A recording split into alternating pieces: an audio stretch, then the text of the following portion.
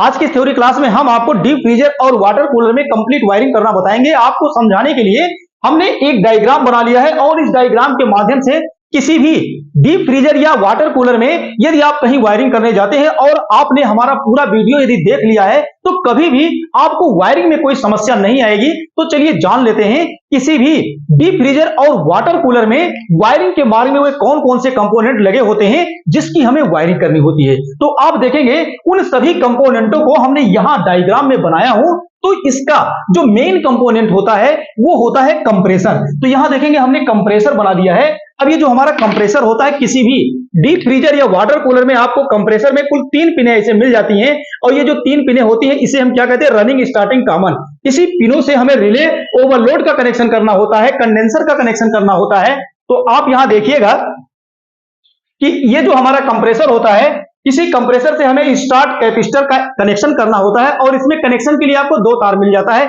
इसका कनेक्शन कैसे करना है ये मैं आपको बताऊंगा। और आप यहां देखेंगे कि ये जो मेरा मेन कंप्रेसर होता है इसी कंप्रेसर से एक ओएलपी लगी होती है और एक लगा होता है रिले।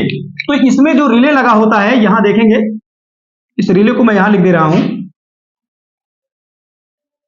ये हमारा रिले लगा होता है। अब ये जो हमारा रिले होता है आप देखेंगे कुछ इस तरह से आपको देखने को मिलेगा यहां पे। तो ये हमारा ओवरलोड हो गया, ओएलपी जिसको कहते हैं, और ये हमारा रिले हो गया। इस टाइप का यदि आपको रिले मिल जाता है तो इसके पिनों के साथ कंडेंसर लगाकर कनेक्शन कैसे करना है ये मैं आपको कंप्लीट बताऊंगा। और आप यहां देखेंगे कि इसी कंप्रेसर के बगल आपको एक फैन मोटर और एक कंडेंसर कॉइल मिल जाता है जिसे हम हीटिंग कॉइल भी कहते हैं। तो कंप्रेसर और कंडेंसर की हीटिंग को खत्म करने के लिए, कम करने के लिए एक फैन लगा होता है। तो यहां पे आप देखिएगा ये हमारा फैन हो गया, ये हमारा फैन मोटर है।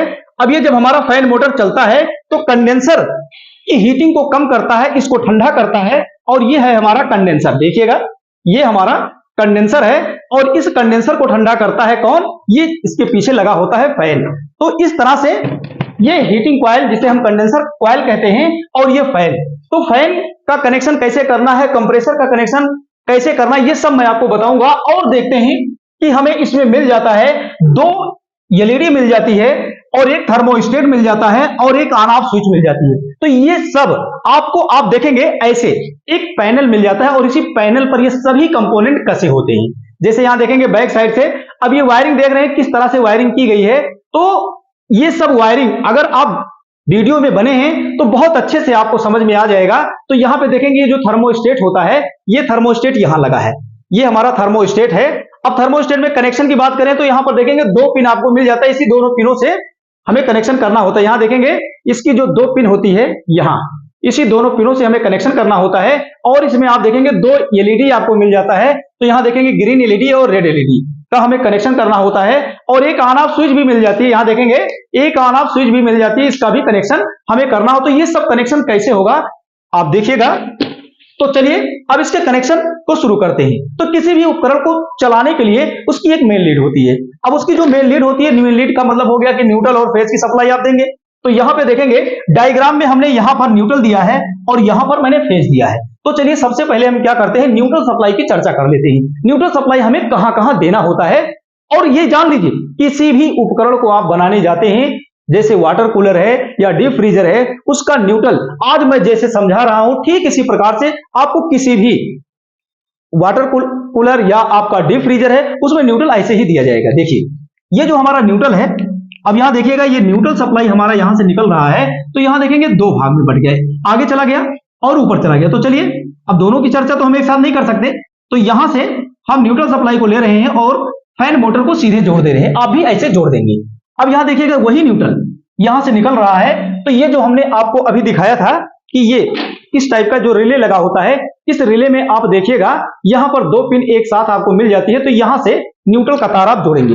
तो यहां देखिएगा न्यूट्रल का तार यहां से निकल रहा है। तो ये न्यूट्रल वाली सप्लाई जो आपकी है ये सीधे रिले में चला आता है। तो रिले के एक पिन पर आएगा तो यही न्यूट्रल आपका यहां से सीधे आगे बढ़ेगा।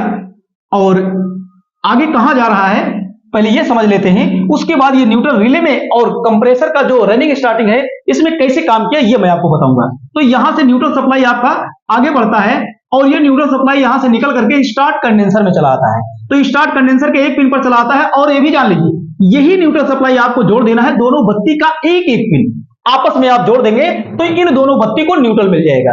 अब यहां देखेंगे कंडेंसर को जो आपने न्यूट्रल दिया है, ये न्यूट्रल आपका कंडेंसर में जब आ गया तो कंडेंसर पास करेगा। तो कंडेंसर का ये सांकेतिक चिन्ह बना करके मैं आपको समझा रहा हूं, ये इस तरह से ऐसे कंडेंसर पास कर दिया। तो ये मत समझना ऐसे आपको कोई पुर्जा लगाना पड़ेगा, ऐसा कुछ नहीं, समझाने के लिए बनाया हूं। तो अभी हम इसको हटा भी देते हैं। तो आप ये जान लीजिए कि कंडेंसर के एक पिन पर मैंने न्यूट्रल दिया तो कंडेंसर अपने दूसरे पिन से न्यूट्रल को पास कर दिया। अब यहां से न्यूट्रल ये पास करेगा और न्यूट्रल यहां से पास करेगा तो कहां आएगा, रिले में आएगा। तो रिले में आएगा तो रिले में जैसे आएगा तो रिले के अंदर ही अंदर कनेक्शन होता है। जैसे आप इस रिले को कंप्रेसर के रनिंग स्टार्टिंग से लगाते हैं तो ये निगेटिव सप्लाई जो कंडेंसर के द्वारा आया है ये आपके कंप्रेसर के स्टार्टिंग कॉइल में चला जाएगा। ये समझ में आपको आ गया होगा। अब यहां आप ये समझ लीजिए कि यही न्यूट्रल रनिंग कॉइल को कैसे मिला। स्टार्टिंग को तो न्यूट्रल मिल गया, अब रनिंग कॉइल को देखेंगे अभी न्यूट्रल नहीं मिला है। अब ये न्यूट्रल सप्लाई आपकी कहां आई है, यहां पिन पर आया है। और यही न्यूट्रल हमने आपको बताया कि कंडेंसर में आया और यहीं से दोनों बत्ती में चला गया, कंडेंसर पास किया तो स्टार्टिंग को तो न्यूट्रल मिल गया लेकिन रनिंग को अभी न्यूट्रल नहीं मिला। तो चलिए हम आपको समझाते हैं, ये बहुत बारीक पॉइंट होता है, इसको आप समझ लीजिए कि रनिंग कॉइल को न्यूट्रल कैसे मिलता है।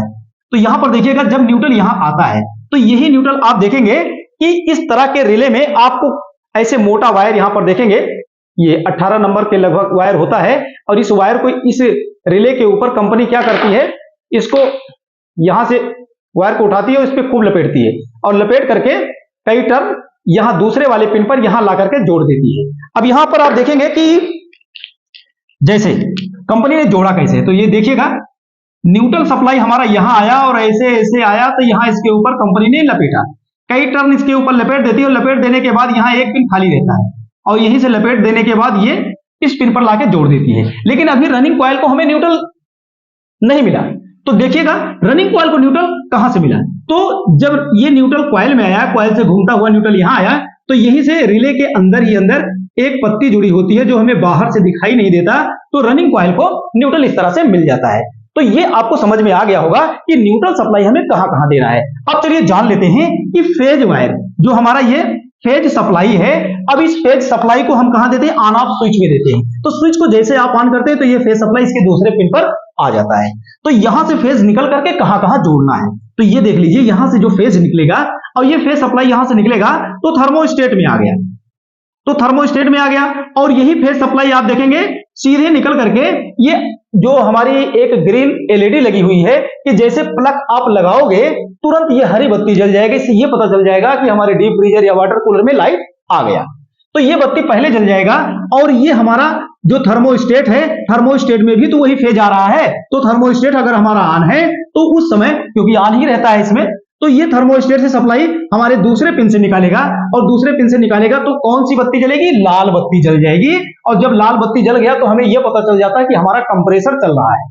ये उसके संकेत के लिए कंपनी इसको लगाती है, क्योंकि यही फेज सप्लाई जो लाल बत्ती में जा रहा है, यही फेज सप्लाई सीधे आप देखेंगे तो ये सप्लाई आपकी निकल करके कहां चलाता है, ओवरलोड में चलाता है। और ओवरलोड में जब आता है जिसे हम ओएलपी कहते हैं, तो ओएलपी के एक पिन पर आता है तो दूसरे पिन से निकल करके कंप्रेसर के कॉमन का कनेक्शन हम कर देते हैं तो हमारा कंप्रेसर चलने लगता है। अब हमारा जब कंप्रेसर चलने लगता है तो यहां आपको एक बारीक बात बताएंगे, जैसे आप यहां देखेंगे स्टार्टिंग कॉइल को यहां पर कंडेंसर सप्लाई भेज रहा है, लेकिन ये मेरा कौन सा कंडेंसर है, स्टार्ट कैपेसिटर है। तो ये स्टार्ट कैपेसिटर क्या करता है, ये न्यूट्रल सप्लाई को तो यहां भेज रहा है, लेकिन जब ये मेरा कंप्रेसर चलेगा अर्थात इसके स्टार्टिंग रनिंग और कॉमन को सप्लाई मिल जाएगी तो ये चलेगा। और जब ये चलेगा तो 75% से अधिक स्पीड में जैसे ये कंप्रेसर हमारा रन करेगा तो उस समय क्या होगा कि ये स्टार्टिंग कॉइल पे जो सप्लाई आ रही है रिले के अंदर ही अंदर ये आपस में अलग हो जाएगा।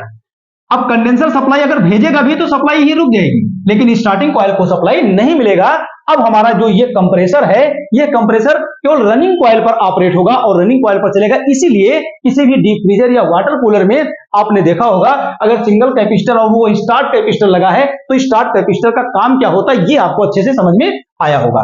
तो इस तरह से ये हमारा कंप्रेसर रन करता है। और आप जान लीजिए वहीं से जो सप्लाई ओवरलोड में जाता है यही सप्लाई सीधे आप देखिएगा ये सीधे सप्लाई निकल करके कहां चला जाता है, फैन मोटर में चला आता है। तो फैन मोटर को हमने न्यूट्रल पहले से दिया था, तो फैन मोटर हमारा चलने लगता है। तो इस तरह के डीप फ्रीजर या वाटर कूलर में इतनी ही वायरिंग आपको करना होता है। तो मेरे ख्याल से वायरिंग आपको बहुत अच्छे से समझ में आ गया होगा। तो वीडियो से रिलेटेड कोई सवाल या सुझाव है, आप हमें बताइएगा। वीडियो देखने के लिए आप सभी का बहुत बहुत धन्यवाद।